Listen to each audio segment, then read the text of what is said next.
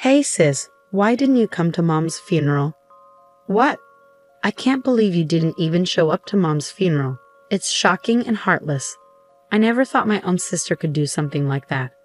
I was taken aback by my sister's sudden phone call. Our mother had passed away 3 years ago, and we held a proper funeral then. I couldn't understand what she was referring to. I'm married now with children of my own. My husband and I both work, but we make sure to give our children extra love and attention so they don't feel neglected. My husband is a great partner in housework and childcare, and I'm proud of the family we've built. I'm determined not to let my children go through what I did growing up. Our parents divorced when I was in elementary school after my mother had an affair. My father found out about it because I told him. People often assume children will side with their mother, but I didn't. My mother was far from the nurturing figure everyone imagines. I never felt loved by her.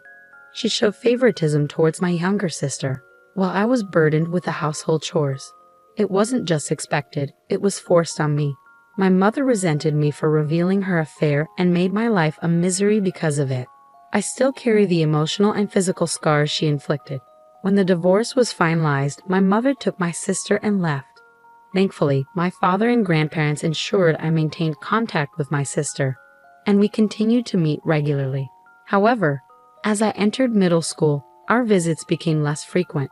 At first, I thought it was just a matter of adult responsibilities, but it seemed my sister was deliberately avoiding me. After she turned down my invitation several times, I asked if I had done something to upset her. My sister explained that our mother had told her the collapse of our family was my fault. In their eyes, I was the one who betrayed the family. My sister believed that if she continued to see me, she would risk being cast aside as well. She found it too difficult to contact or meet me behind our mother's back and asked me to stop trying. I told my sister that our mother was the one who betrayed us first by cheating on our father and breaking up our family. Although my sister was aware of our mother's affair, she still blamed me for telling our father. Despite understanding the situation, she remained firm in her view that I was the traitor since she had to live with our mother. She wouldn't accept my perspective, insisting it was my fault for not turning a blind eye. While all this was happening, my father remarried, and I gained a stepmother. Initially, the adjustment was challenging, but my stepmother worked hard to become the mother figure I had been missing. Appreciating her efforts, I decided to embrace my new family and cherish my stepmother. Over time, I stopped trying to reach out to my sister, and we gradually lost touch. I had no lingering attachment to my biological mother, who had favored my sister. I was able to attend college and secure a job, preparing to give back to my father and stepmother. But then, just as I thought I could start repaying them, my father tragically passed away in an accident. Although we had grown distant, I notified my sister about our father's passing, reminding her that he was still her father. Instead of expressing sympathy, she scoffed and said, "Serves him right," followed by a mocking laugh. I thought she might attend the funeral, but neither my biological mother nor my sister made an appearance. Their absence was surprising, but they both showed up later when the time came to discuss my father's inheritance.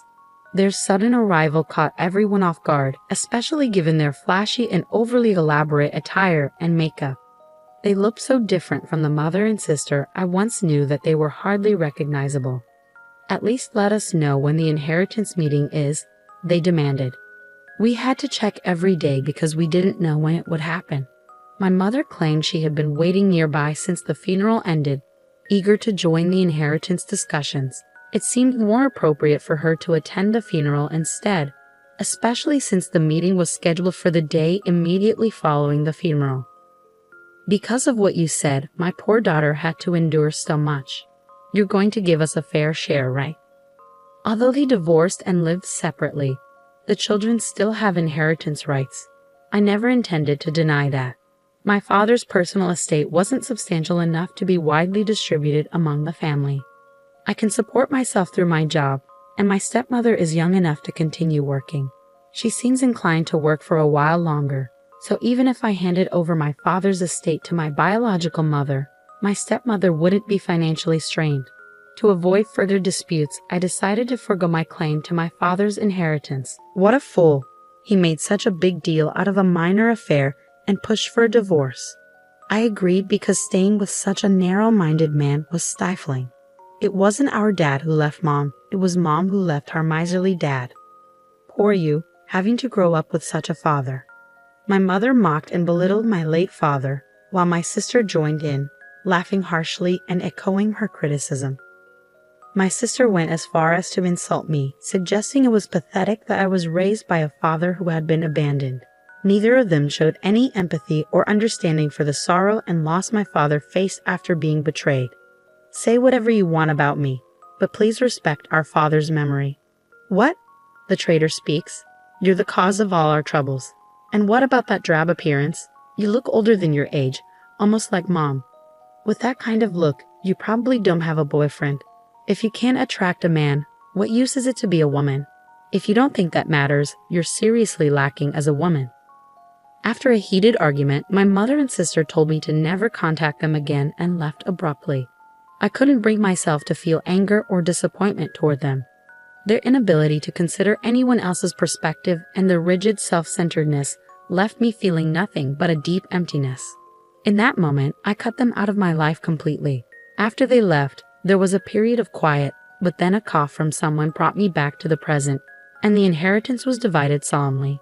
Years later, my stepmother inherited the house my father left behind, and I continued living there. I sensed that she was thinking of me, even though I was now an adult. She tried to be a mother figure for me, and her care brought me happiness. But then she fell ill and was hospitalized.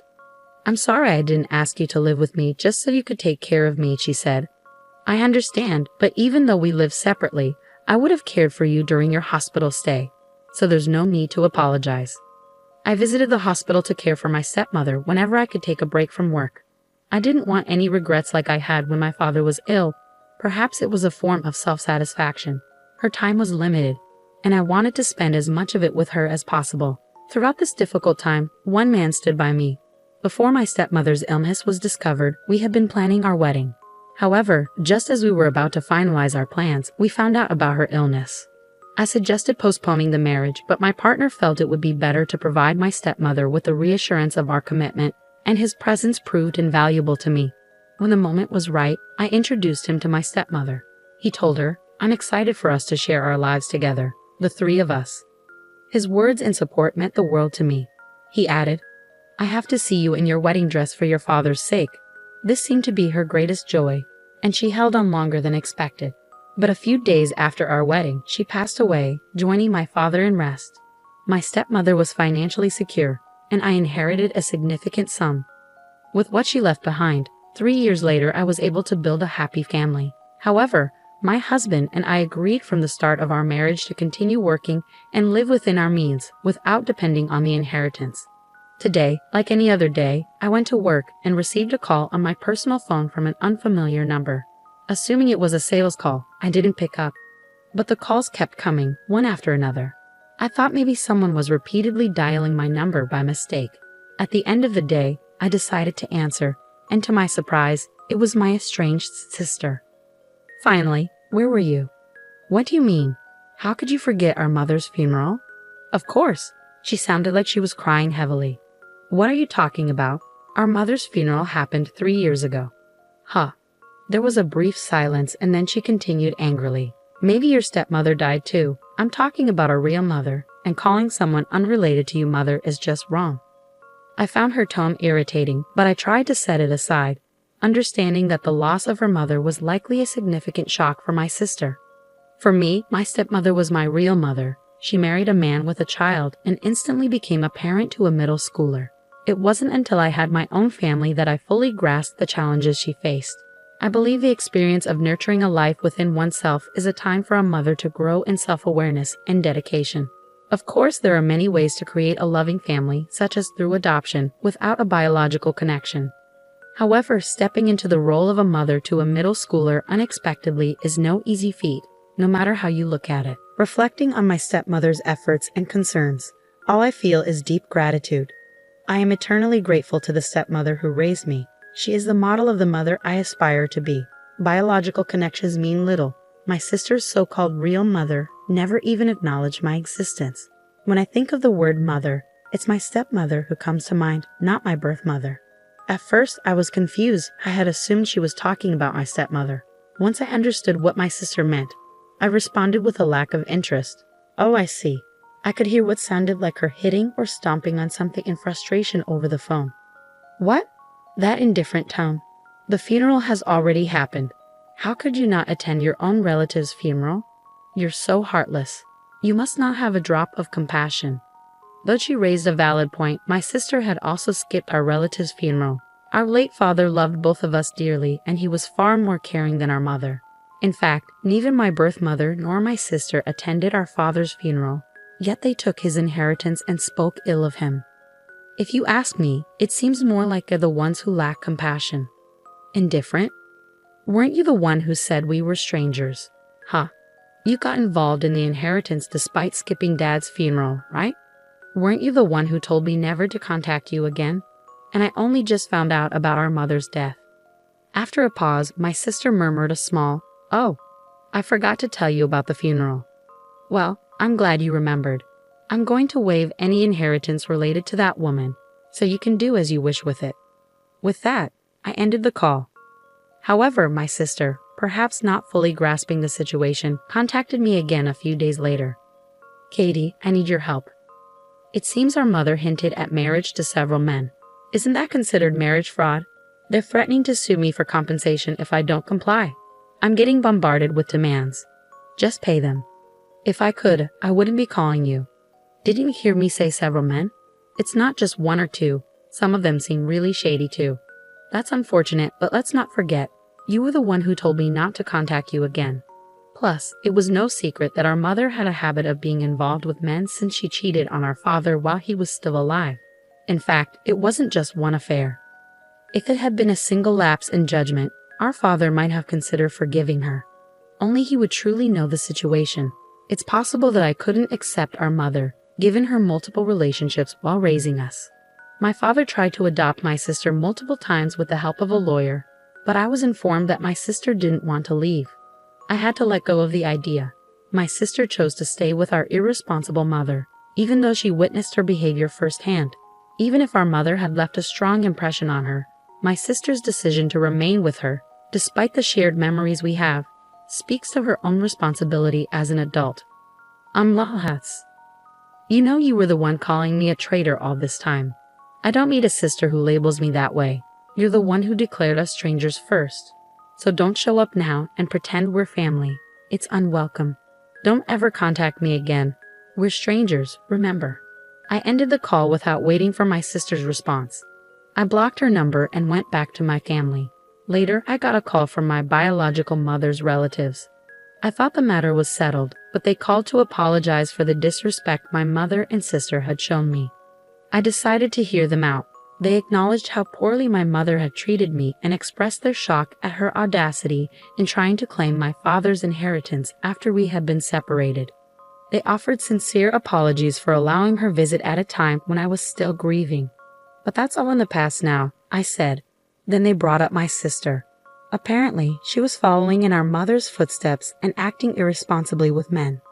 Since her return, they had repeatedly warned her that she would face consequences if she didn't change her behavior. Instead of heeding their advice, my sister had become just like our mother, and they could no longer manage her. Mother got mixed up with unsavory men, and my sister was being coerced into participating in criminal activities. Feeling trapped, my sister was also involved with multiple men simultaneously, leading to numerous heated conflicts. Reaching their limit, the relatives warned that they would sever their relationship if she didn't listen to their advice. And then our mother passed away. Given that my sister is an adult, the relatives decided to proceed with cutting ties.